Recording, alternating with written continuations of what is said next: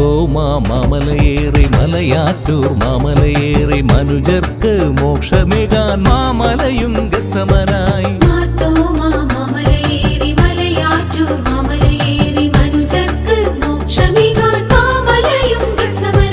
കുരിശിന്റെ പരിമളമേകി ക്രൂശിതനാമീശോ വഴിയേ മാർത്തോമാ പൊന്മലയേറി വിശ്വാസ കൊടുമുടിയേറി.